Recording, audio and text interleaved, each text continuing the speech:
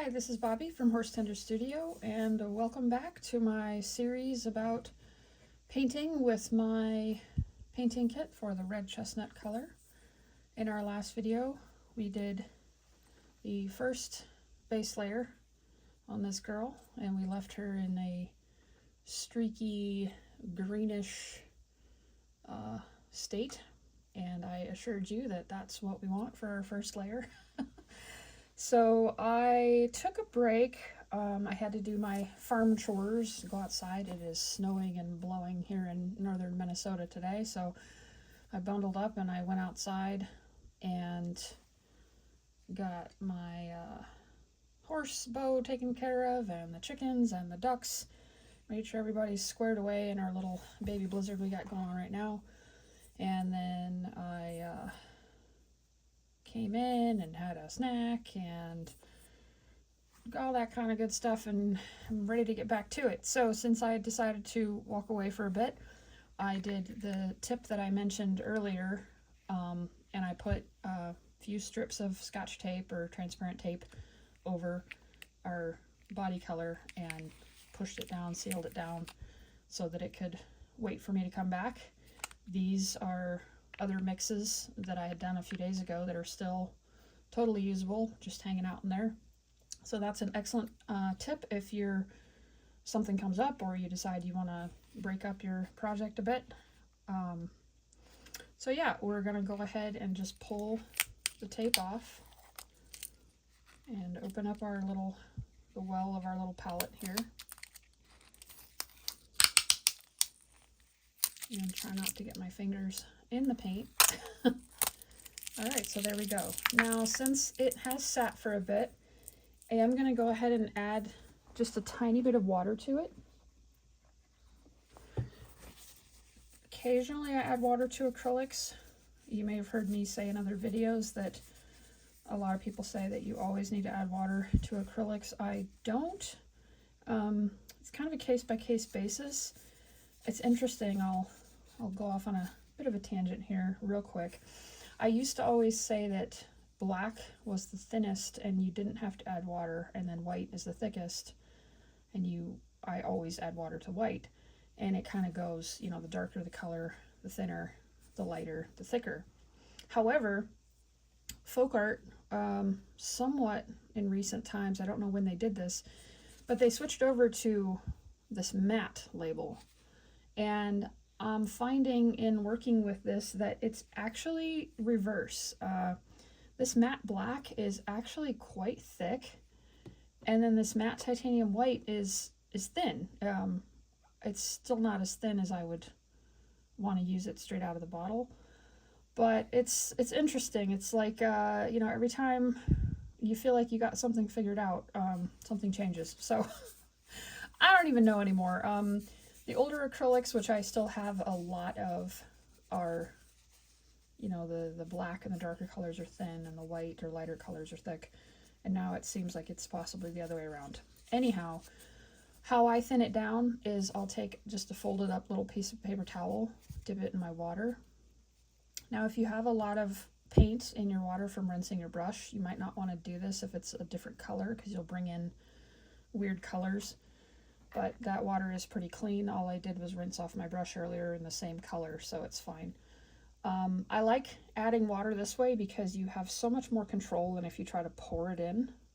So I'm just going to guess 1, 2. I'm going to see what 2 drops does for us. I think that'll be good to take care of any thickening that happened while it sat here for a little while. And it was covered with the tape, which helps a lot, but it still starts to dry out and thicken up just a bit. And you may want to do this as you're painting, even if you're sitting having kind of a long session working with it. You might want to add a drop or 2 of water as you go if you notice that it starts to thicken up. I think that's looking pretty good. Got a nice creamy texture going on there, so we'll call that good. So I mentioned that Water and paper towels are all that you really need. And I will also say, if you want to step away, like I said, you'll want some Scotch tape or clear tape to do that. All right, so let's do our second layer of base color. Before I left, I also rinsed out my brush, kind of loosen up the bristles, and let's get going on this second coat. And same as before, start at the nose, work up the head in the first zone, zone 1. The second layer is where you'll really see more of the chestnut color taking over that streaky, kind of sickly green color where the gray is still showing underneath. The second coat will really start to help cover that up. Often I end up doing 3 coats of the body color, so that's kind of our goal.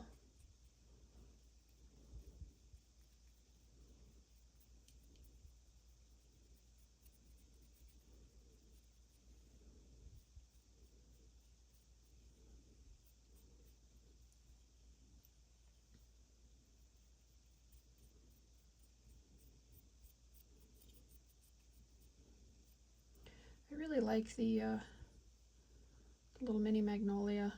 I have a whole bunch of them in my body collection because when they first came out and they were in the unicorn blind bags, I bought a whole case of those from a dealer because I wanted a bunch of these, and I can't remember what was in these series. I think it was also the Walking Arabian. I don't remember if this is the one with the mini Alborozo or not. But yeah, I bought a case or maybe even 2 cases of the unicorns just because I wanted those bodies so much. Kind of playing with fire getting in here. There we go. Don't do that, self. I was like, oh, I want to smooth out a little bit more of the shoulder. Don't do it. It's a trap. Just leave it alone. Once it starts to get tacky, if you're going for a smooth finish, you don't want to be in there messing around.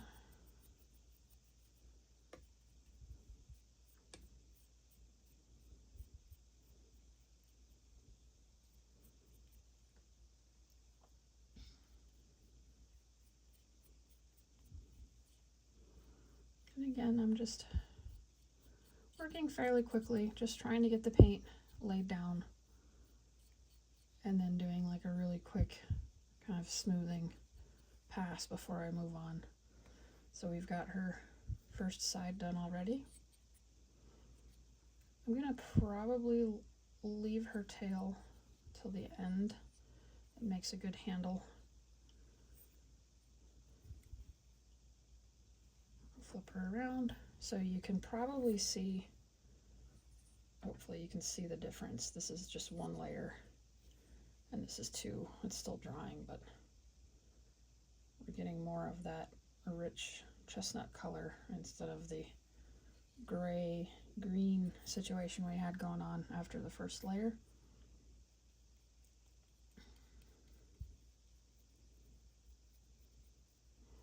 Get up under the jaw a bit. Kind of feather it off to the middle of the head there.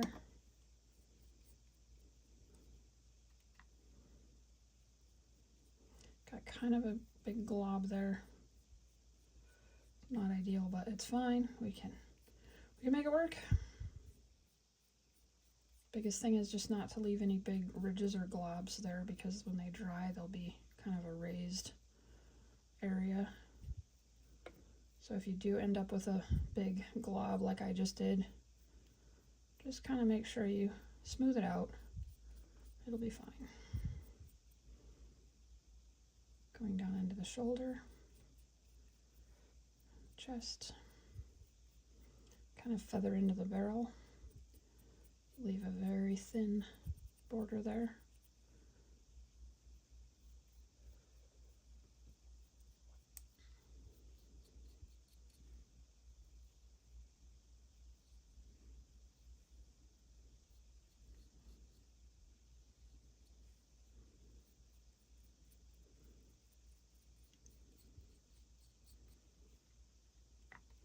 Go ahead and do the underside of the other front leg.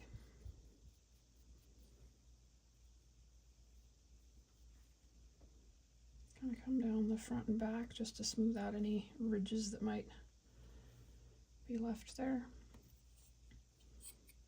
And now we're going to go into the barrel, which, like I said, is kind of a tricky spot just because it's a big open area. And I always laugh when I say big because it's relative on a stablemate. It's really not that big, but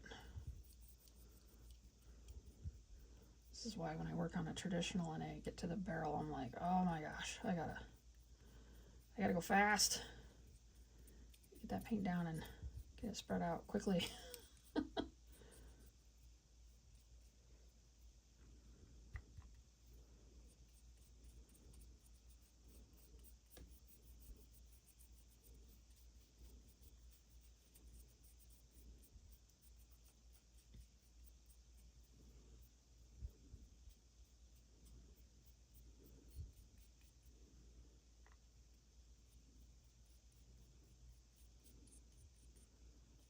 Go down into the leg. Smooth out the front and back. Then we'll hop onto the other leg back here.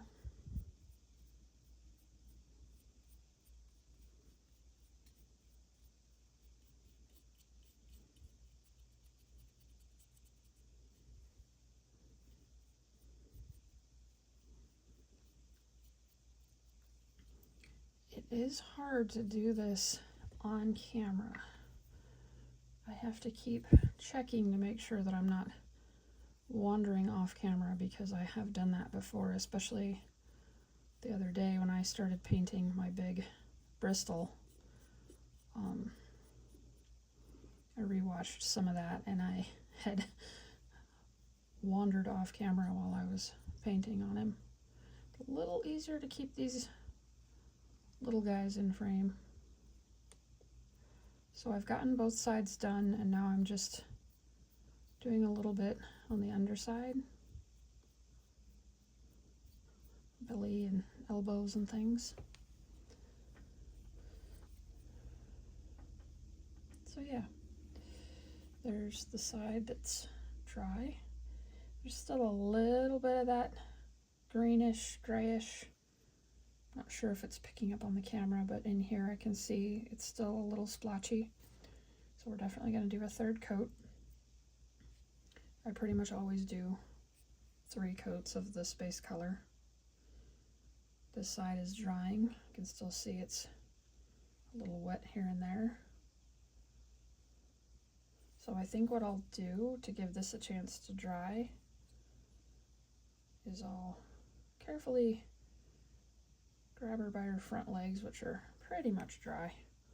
And I'll go ahead and throw some color on the tail, just so we've got something to do here for a couple minutes. And like I said before, you can pivot them and just keep going layer by layer.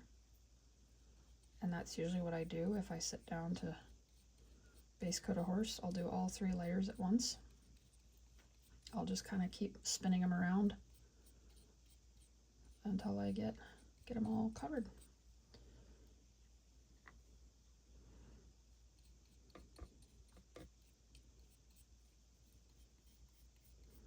And like I said before, you don't really have to worry about getting paint in all the crevices on the tail.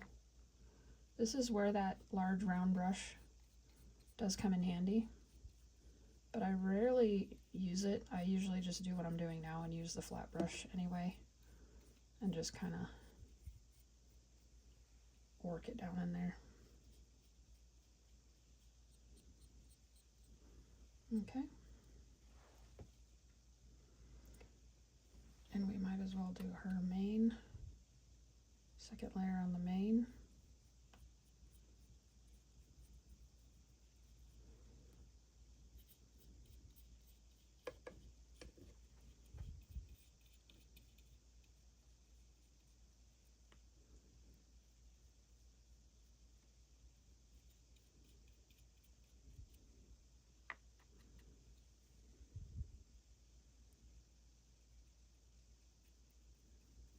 And I'm careful not to get too much on the body when I'm doing the hair, when it's standing up like this. If you do get paint on the body, just spread it out real quick. Smooth it out. Okay. So she's got 2 coats on most of her, 1 coat on the tail. And we will go ahead and work on that 3rd body coat. It's going to be a little tricky to hold on to her since I just painted her tail, which is our handle. At this point I could set her down and come back later, but I'm going to go ahead and put some color down for that 3rd layer. I think we can get away with that.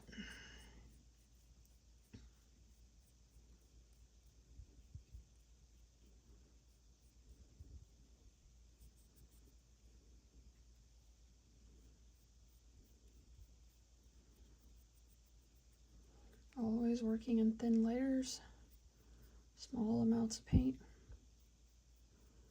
Get in and get out, spread it out, and then move to the next area. I think what I'll do is maybe just skip her legs so that I can kind of use them to hang on to her for now.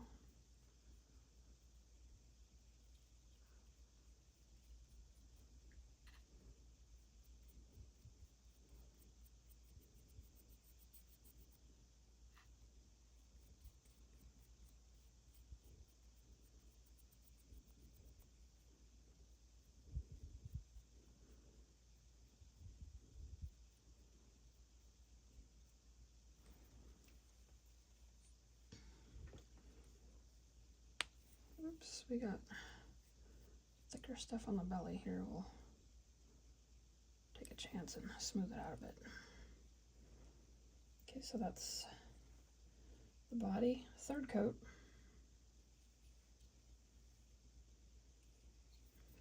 I will get over here and do 3rd coat on the body on this side.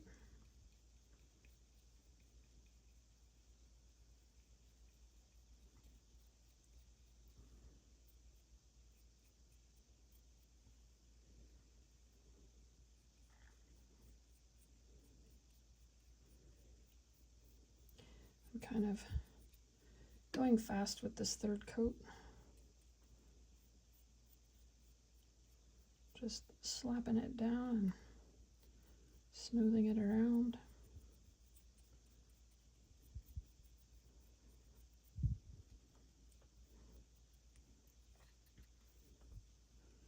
Carefully switch legs here.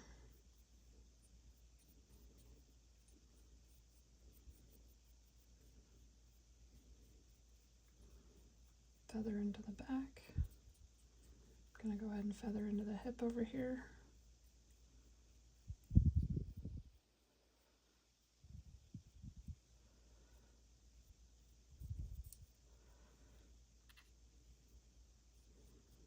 And then we'll just do the 3rd coat on the hip here.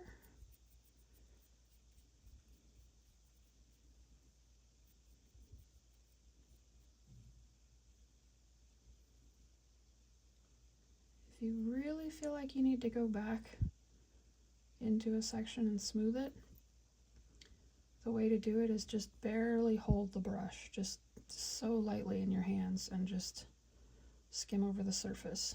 You really don't want to apply pressure and get in there while it's drying, because that is pretty much a guarantee for brush strokes. So she's got 3 coats on her body, 2 coats on the legs and the mane, 1 coat on the tail. She's a little bit all over the place. I'll go ahead and do that third coat on the front legs.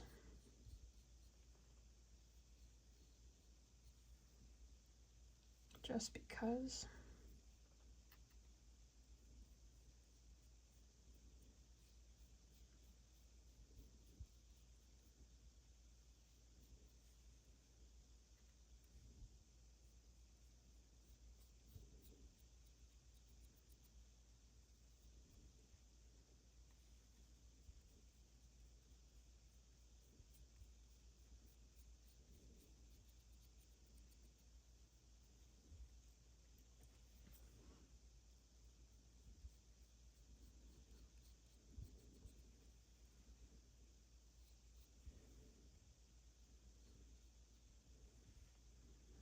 Okay.